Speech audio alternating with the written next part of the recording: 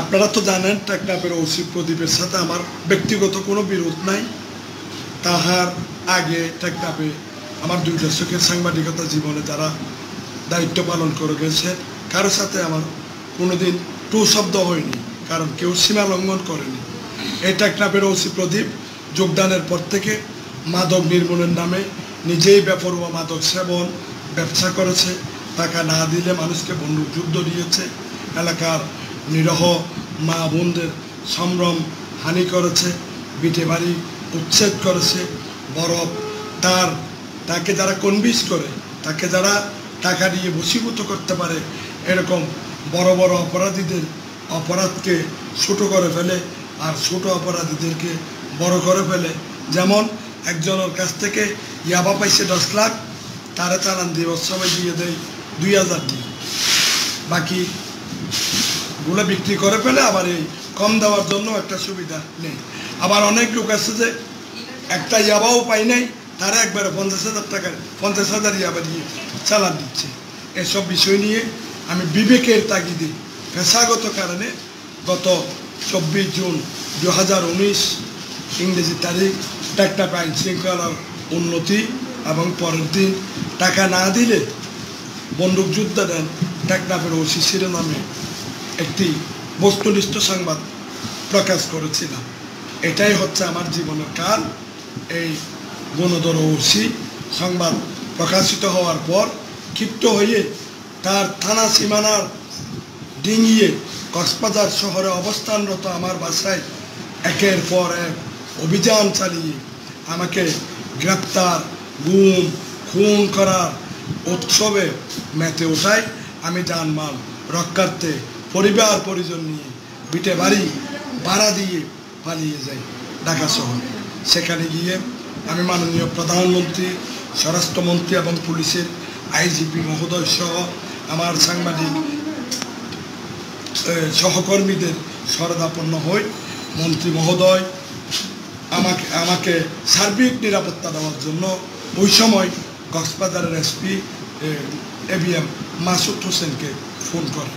কিন্তু আমার দুর্ভাগ্য, মাসুদ হোসেন এই ওসি প্রদীপের সকল কৃতকুকর্ম জানার পরও সেদিন মন্ত্রী মহোদয়কে হয়তো বলেছিলেন আমি নাকি মাদকের ব্যবসা করি, আমি চলমান মাদক ঘুষ দুর্নীতি বিরোধী অভিযান থমকে দিয়ে সরকারের বিরুদ্ধে ষড়যন্ত্র করতেছি।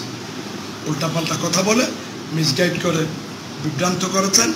এক পর্যায়ে ঢাকা শহর থেকে আমাকে ধরে এনে টেকনাফের পুলিশ দিয়ে একটা গায়েবী মামলা, যে বাদীকে আমি চিনি না, ঘটনাস্থান, সাক্ষী, সময়, তারিখ কোনো কিছুই মিল নেই, এরকম একটি মামলার অজুহাত দেখিয়ে 21 সেপ্টেম্বর 2019 গভীর রাতে আমাকে ঢাকা মিরপুরের বাসা থেকে গ্রেপ্তার করে আমি আশা করেছিলাম আমি আইনের ঊর্ধ্বে নয়, গ্রেপ্তারের পরে একটা মামলা হইতেই পারে, আমাকে নিকটতম আদালতে সুপর্দ করবে। কিন্তু এই ওসি প্রদীপের লেলিয়ে দেওয়া পুলিশ, আমার মনে হয় না সবাই সেখানে পুলিশ ছিল। একজন সাব ইন্সপেক্টর পোশাকধারী নিসারা, যদিও বা তার নেম প্লেট পর্যন্ত ছিল না। বাকিদের যে পোশাকগুলো ছিল এগুলো যদিও বা পুলিশের পোশাক হলো, অস্ত্রশস্ত্র পুলিশের হইলেও এগুলো বাংলাদেশের পুলিশ নয়। কারণ আমি 2 দশকের সাংবাদিকতা জীবনে কোনো পুলিশকে এরকম খারাপ হতে আমি দেখিনি। আমি বিশ্বাস করি না বাংলাদেশের স্বাধীনতার ইতিহাসে বাংলাদেশের সকল ভালো ভালো কাজে, মানুষের জান মাল নিরাপত্তার কাজে বাংলাদেশ পুলিশের ভূমিকা অনস্বীকার্য, তাদের অবদান অনস্বীকার্য। কিন্তু আমাকে গ্রেপ্তার করার জন্য যে পুলিশগুলো পাঠিয়েছিলেন তারা ছিল পেশাদার খুনি। আমাকে একটা ওই কি বলবো, আমাকে চাঁদাবাজি মামলার ওয়ারেন্টের কথা বলে প্রদীপ বাহিনীর পুলিশ রাতের অন্ধকারে ঢাকা থেকে আমাকে গ্রেপ্তার করে পুরো রাস্তা সারা রাত বন্দুকযুদ্ধ দেওয়ার চেষ্টা চালিয়েছেন। আবার ঊর্ধ্বতন কর্তৃপক্ষের নির্দেশ নিয়ে রাস্তায় বন্দুকযুদ্ধ না দিয়ে আমাকে টেকনাফ নিয়ে গেছেন। থানায় নিয়ে গিয়ে ওসি রুমে নিয়ে যাই। আমাকে ডাকার পরে ওসি প্রদীপ তেলে বেগুনে জল উঠে আগে থেকে তার উৎপেতে রাখা, প্রস্তুত করে রাখা মাদকাসক্ত সিভিল কিছু টিএনএস বয়সের ছেলেমেয়েদেরকে নিয়ে আমার চোখ মুখ বন্ধ করে ব্যাপক নির্যাতন চালায়।